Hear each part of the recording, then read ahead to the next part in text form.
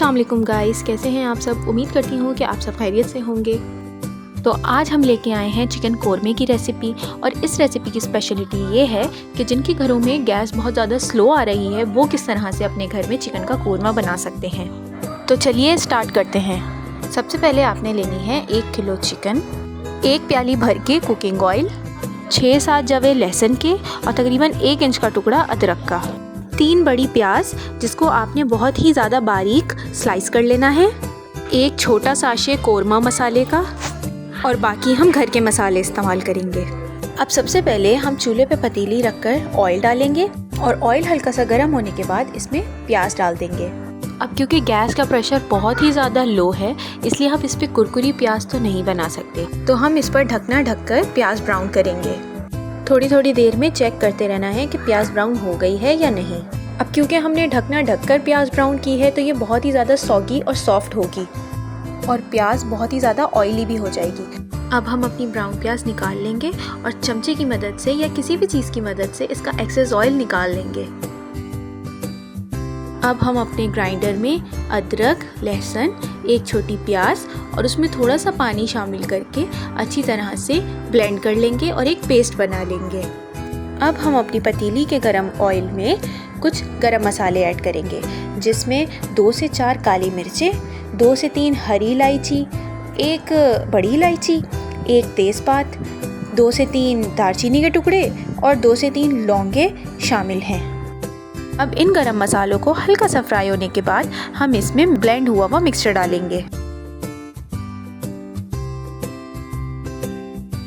और अच्छी तरह से भून लेंगे। अब थोड़ी देर तक भूनने के बाद इसमें हम पैकेट के मसाले के 2 टेबलस्पून ऐड करेंगे और फिर इस मसाले को अच्छी तरह से भून लेंगे। अब बारी है कुछ घर के मसालों की, जिसमें सबसे पहले हम 2 टीस्पून लाल मिर्चों का डालेंगे और 1 टीस्पून कश्मीरी लाल मिर्च का डालेंगे। फिर 2 टीस्पून पिसा हुआ धनिया डालेंगे और आधा टीस्पून हल्दी का डालेंगे। अब 1 टीस्पून नमक।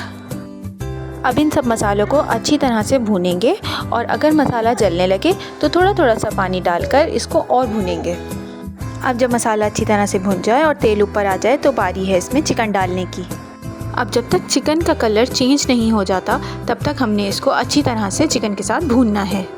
अब इसी दौरान याद रहे कि हमें स्पैचुला की मदद से पतीली के किनारे साफ़ करते रहना है, वरना पतीली के किनारों पे लगा हुआ मसाला जलने लगता है।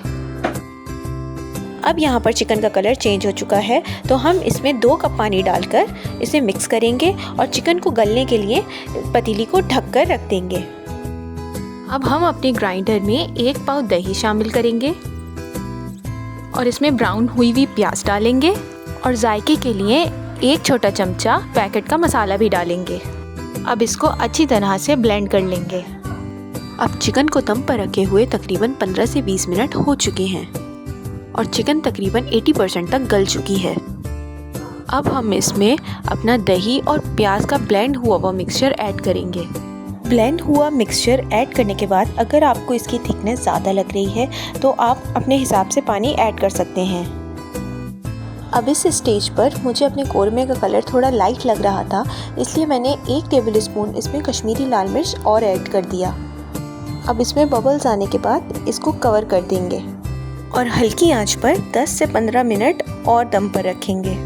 बीच बीच में चेक करते रहना है कि तेल ऊपर आ गया है या नहीं। अब जब आपको लगे कि तेल ऊपर आ चुका है तो इसका मतलब आपका कोरमा रेडी है। आप चाहें तो लास्ट में इसमें 2-3 ड्रॉप्स केवड़ा एसेंस के भी ऐड कर सकते हैं, लेकिन इसकी कोई ख़ास ज़रूरत नहीं क्योंकि पैकेट के मसाले में वैसे ही खुशबू बहुत होती है। तो लीजिए, हल्की आंच पे बना हुआ चिकन का कोरमा रेडी है। अब आप चाहें तो तंदूरी रोटी या फिर शीरमाल के साथ भी इसको नोश फरमा सकते हैं। Please click on the like button and don't forget to subscribe my channel. Thank you.